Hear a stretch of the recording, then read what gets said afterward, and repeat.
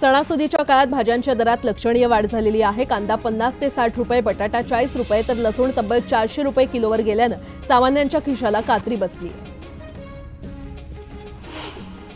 नाशिक कृषी उत्पन्न बाजार समितीच्या पालेभाज्यांची गेल्या आठवड्याच्या तुलनेत आवक वाढली आहे। परिणामी पालेभाज्यांचे दर घसरलेले दिसून येत आहेत। टोमॅटो आणि लसणाच्या दरात चांगलीच वाढ झालेली आहे। टोमॅटोच्या दरांमध्ये 100 रुपयांची वाढ झाली असून लसणाच्या दरांमध्ये देखील वाढ झाली आहे। इराण युद्धामुळे गेल्या सप्ताहात खाद्यतेलाच्या दरात 3 ते 5 रुपये दरवाढ झाली आहे, तर वनस्पती तुपाच्या दरात 15 ते 20 रुपये लिटर मागे दरवाढ झाली आहे। नवरात्रीमध्ये 9 दिवस अनेकांचे उपवास असतात। या काळात उपवासाच्या पदार्थांची मागणी जास्त असते, मात्र आता उपवासाचे पदार्थ महागलेत। शेंगदाणा आणि भगरीचे यंदा किलो मागे 7 ते 8 रुपयांनी भाव वाढले।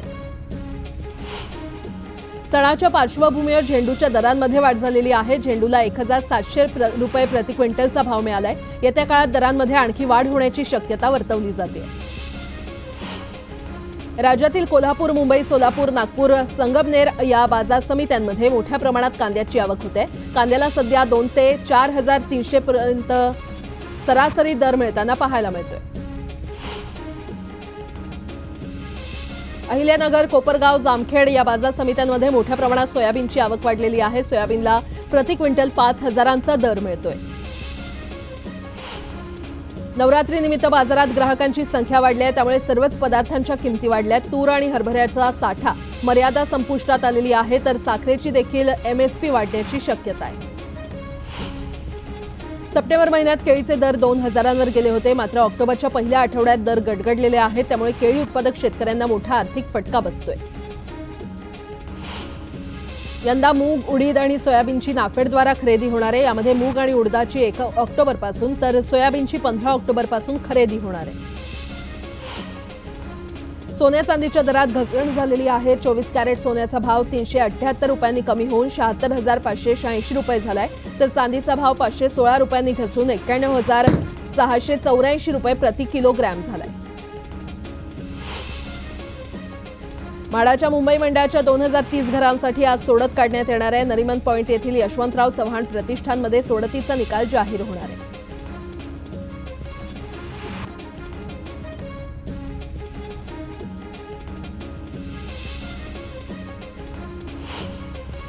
स्टेट बँक ऑफ इंडियामध्ये यंदा 10,000 पदांसाठी भरती केली जाणार आहे। या संदर्भात SBIनं घोषणा केली आहे। दक्षिण मध्य रेल्वेनं दसरा आणि दिवाळी सणाला प्रवाशांची होणारी गर्दी लक्षात घेता स्पेशल ट्रेन चालवण्यात येणार आहे। उत्सवाच्या कालावधीत स्पेशल ट्रेनच्या 26 फेऱ्या घेण्यात येणार आहेत। ऐन सणासुदीत HDFC बँकेनं ग्राहकांना झटका दिलाय। भारतात रेपो दरात कपात होण्याची आशा लोकांना आहे, मात्र RBIकडून दिलासा मिळण्यापूर्वीच HDFC बँकेनं कर्ज दरात वाढ करण्याची घोषणा केली आहे।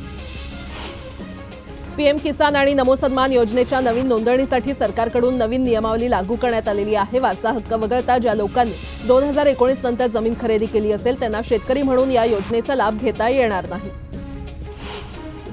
पश्चिम रेल्वेनं गोरेगाव ते कांदिवली स्थानकादरम्यान 6व्या मार्गिकेच्या कामासाठी घेण्यात आलेला शेवटचा 10 तासांचा ब्लॉक संपलाय, त्यामुळे लवकरच कांदिवलीपर्यंत 6वी मार्गिका वाहतुकीसाठी खुली करण्यात येणार आहे। विधानसभा निवडणुकीसाठी निवडणूक आयोगानं आमचा महाराष्ट्र आमचं मतदान हे घोषवाक्य जाहीर केलंय। मतदानाचा टक्का वाढवण्यासाठी आयोगानं नवा फंडा काढलाय। राज्य निवडणूक आयोगाचे आयुक्तपद मागील 1 महिन्यापासून रिक्त आहे। राज्य निवडणूक आयुक्त पदावर असलेल्या UPS मदान यांचा कार्यकाळ संपल्यानंतर सरकारनं या पदावर नियुक्ती न केल्यानं तेव्हापासून हे पद रिक्त आहे। भारतातील तंत्रज्ञान क्षेत्रात तब्बल 12 ते 18 महिन्यांपासून ठप्प झालेली कर्मचारी भरती आता पुन्हा एकदा सुरू झाली आहे, त्यामुळे सर्वांच्याच आशा पल्लवित झाल्या। परतीच्या पावसाची साथ दसऱ्यापर्यंत असण्याची शक्यता आहे, त्यामुळे ऑक्टोबर महिन्यात राज्यात तुरळक तर काही ठिकाणी विजा आणि गडगडाटासह मुसळधार पावसाचा अंदाज वर्तवण्यात आला आहे। एकीकडे मान्सून विदर्भासह महाराष्ट्रातून काढता पाय घेण्याच्या तयारीत असताना दुसरीकडे ऑक्टोबरच्या हिटनं नागरिकांची होरपळ होते। तापमान सरासरीच्या वर सुरू असून उकाड्यामुळे शरीरातून घामाच्या धारा वाहत आहेत। बिग बॉस 5चा विजेता सूरज चव्हाण यानं श्री सिद्धिविनायकाचं दर्शन घेतलं। यावेळी उपविजेता अभिजित सावंत यानं देखील दर्शन घेतलं। राज्य सरकारच्या पुरातत्व आणि वस्तू संग्रहालय संचालनालयातील रिक्त असलेल्या 109 पदांवर कंत्राटी मनुष्यबळासाठी खासगी कंपनी नियुक्ती करण्यात आलेली आहे, त्यामुळे कंत्राटी नोकर भरती न करण्याचा निर्णयाचं काय झालं असा प्रश्न उपस्थित होतोय। मध्य रेल्वेनं जारी केलेल्या नव्या वेळापत्रकात कर्जत कसारा मार्गावर एकही लोकल न वाढवल्यानं प्रवासी संतप्त झालेत। प्रवाशांच्या मागण्यांकडे दुर्लक्ष करण्यात आल्यानं प्रवाशांनी खंत व्यक्त केली आहे।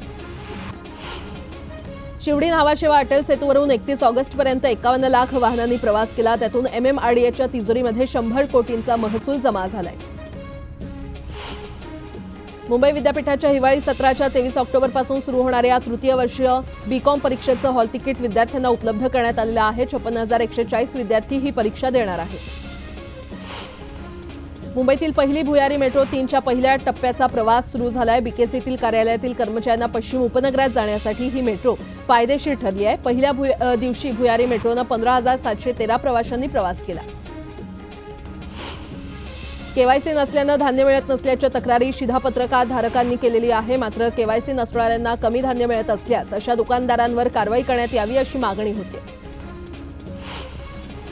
ताडोबा अंधारी व्याघ्र प्रकल्पात रोपवे फ्रेंच कंपनी क्रोमा रोपवेच्या माध्यमातून वन्यजीव पर्यटन कसं करता येईल याचा अभ्यास करताय, तर वन कायद्याचं पालन करूनच नियोजन करण्यात येणार आहे अशी माहिती उपमुख्यमंत्री फडणवीसांनी दिली आहे। बेकरी कंपन्यांना दिलेल्या सूचनांचं उल्लंघन करणाऱ्या पालिका हद्दीतील बेकरी चालकांना नोटीस बजावण्यात आलेली आहे। प्रदूषणकारी इंधन वापरल्यास कारवाईचा इशारा देण्यात आलाय। प्रवीण दरेकर आयोजित रंगराज गरब्यात मोठ्या प्रमाणात बनावट एंट्री पास पकडलेत। बारकोड स्कॅन दरम्यान उघड झालं आणि आरोपीला सध्या पोलिसांच्या ताब्यात देण्यात आलं। काही मॉल्स आणि उपहारगृहात तसंच व्यापारी संकुलात असलेल्या वाहनतळाचा वापर न करता त्याचा व्यावसायिक कारणांसाठी वापर केला जातो, अशा वास्तूंवर आता कठोर कारवाईचे आदेश पालिकेनं दिलेत।